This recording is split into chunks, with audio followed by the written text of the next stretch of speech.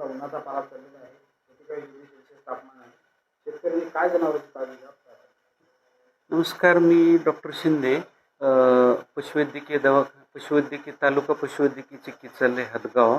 तर आत्ता उन्हाचा तीव्रता आणि टेम्परेचर जवळजवळ 45, 46, 47 डिग्रीच्या आसपास चालू आहे आणि ह्या टेम्परेचरमध्ये पशुपालकांना एक आव्हान आहे की बाबा ह्या तापमानामध्ये शक्यतो जनावरांना सावलीमध्ये किंवा सावलीमध्ये बांधता येईल अशा पद्धतीने ते काळजी घ्यावी आणि सकाळी 10 ते दुपारी 4 पर्यंत उन्हाची तीव्रता असल्यामुळे शक्यतो जनावरं चरायला जर आपण शेतामध्ये सोडत असू तर शक्यतो त्या पिरियडमध्ये आपण चाराला सोडण्याच्या ऐवजी आपण जर झाडाखाली बांधले किंवा गोट्यामध्ये बांधून जर आपण जर दिलं तर तीव्रतेपासून जनावरं म्हणजे त्यांचं संरक्षण होऊ शकतं.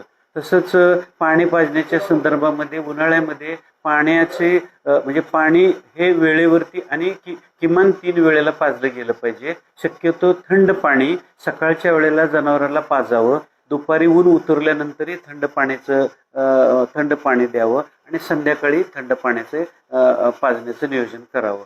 त्याच्या चाऱ्याच्या संदर्भामध्ये उन्हाळ्यामध्ये हिरवा चारा आपल्याकडे तालुक्यामध्ये म्हणजे बऱ्याच पशुपालकांकडे हिरवा चारा उपलब्ध आहे. तर हिरव्या चारा आणि सकस पद्धतीचा चारा ह्या 2 महिन्यामध्ये आपण दिला तर त्यांची रोग प्रतिबंधक क्षमता चांगली राहते.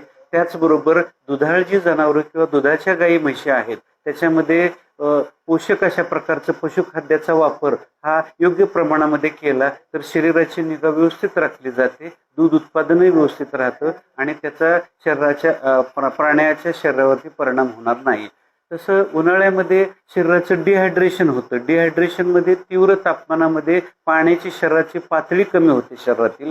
त्याच्यासाठी ती पातळी मेंटेन राहावी आणि चालू राहावी ह्याच्यासाठी पशुपालकांनी इलेक्ट्रोलाइट पावडर म्हणजे इलेक्ट्रोलाइट बॅलन्स आपण करता आला पाहिजे. त्याच्यासाठी आपण एक इलेक्ट्रोलाइट पावडर आहे तर किमान दिवसातून एकदा 50 ग्रॅम इलेक्ट्रोलाइट पावडर जर दिली तर शरीरामध्ये ग्लुकोज आणि इतर म्हणजे घटकाचं प्रमाण हे अतिशय चांगल्या पद्धतीचं राहू शकतं आणि त्याचा दुधाळ जनावरांना चांगला फायदा होऊ शकतो. स्पेशली लहान जी जनावरं आहेत ते उन्हामध्ये जास्त बाधित होतात कारण त्यांच्या अंगामध्ये रोग प्रतिबंधक क्षमता कमी असते. शक्यतो लहान वासरं, लहान कालवडींना किंवा शेळ्या मेंढ्या असतात त्यांना उन्हामध्ये शक्यतो बांधूही नये किंवा चरायलाही सोडू नये एवढी काळजी जर आपल्या पशुपालक बांधवांनी घेतली तर निश्चितपणे पशुपालकांना त्याचा ह्या उन्हाळ्यामध्ये फायदा होईल, त्यात काही शंका नाही. नमस्कार.